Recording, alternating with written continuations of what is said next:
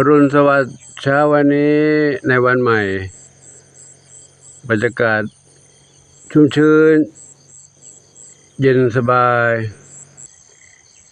คล้ายๆจะมีฝนตกด้านไกลๆนู้นเนาะไม่ใช่คล้ายแล้วตกแล้วแหละทางนู้นเนาะโน้นตกแล้วเดี๋ยวคงจะลามมาถึงตรงนี้ท้องทุ่งวัดโป่งชัยที่ห่มลำปางในเช้านี้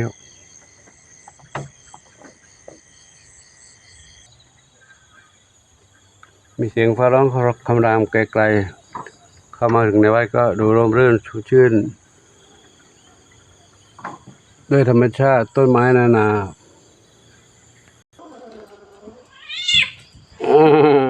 ก็ไก่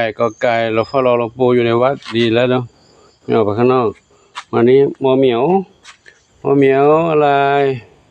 เหมียวเพนด้าหนวดกับสีน้องหนุ่มหล่อดำขาวมาอยู่ตรงนี้ด้วยกันนะอยู่ข้างในนู้นโดนเจ้าหนุ่ม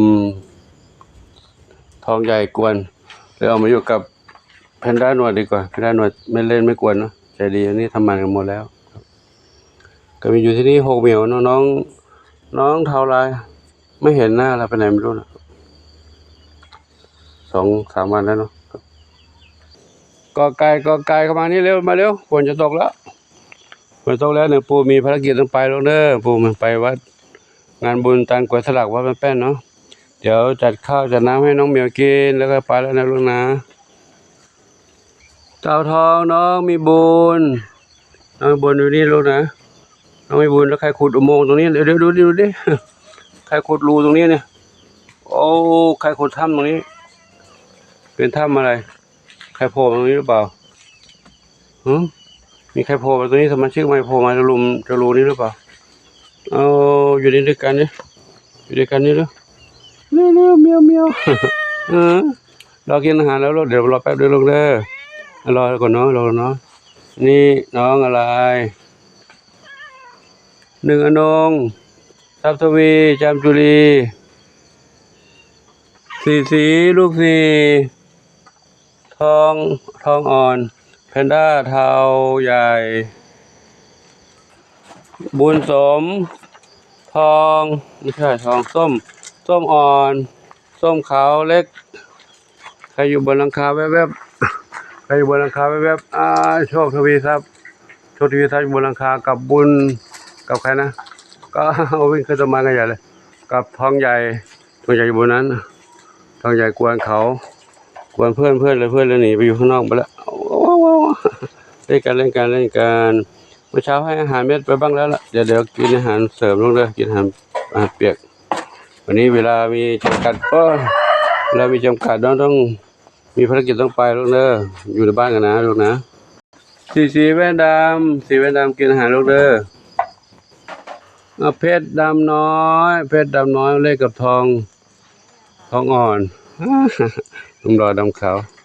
ขึ้นบนหลังคาหมดแล้วจามจุลีทองใหญ่โชคทวีทรัพย์ช่อพกาอยู่บนหลังคากันหมดเลยน้องน้อยหนึ่งเดียวกับน้องมีสุขลูกแม่ดวงดีอยู่รูปเดียวอยู่หนึ่งเดียวกับแม่น้องมีน้องดวงดีอยู่นี่นะลูกนะ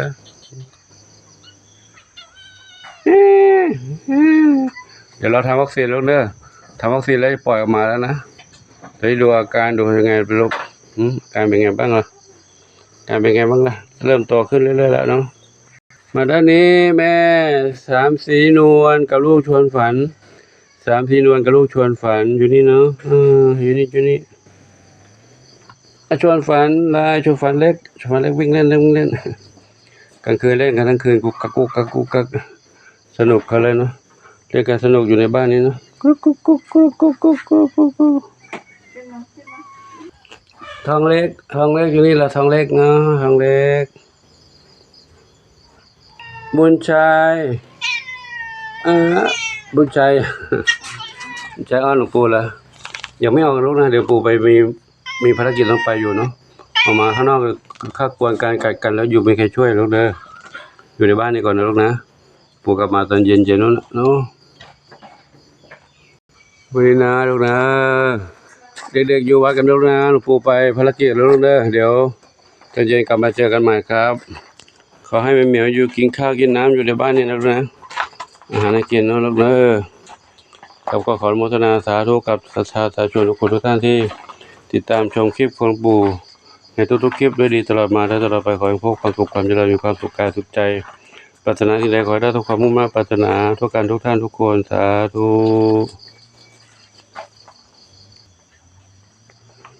ก็เดี๋ยวขอรอติดตามชมคลิปต่อไปขออนุโมทนาสาธุกับทุกท่านสำหรับคลิปนี้ก็ขออยู่ที่ไว้ที่นี้ก็พบกันใหม่คลิปต่อไปโชคดีมีสุขสาธุเมียวกินอาหารแล้วเลยกินเสร็จแล้วเดี๋ยวเก็บถ้วยทำไว้ครับจะได้ไปแล้วเนาะไปภารกิจด่วน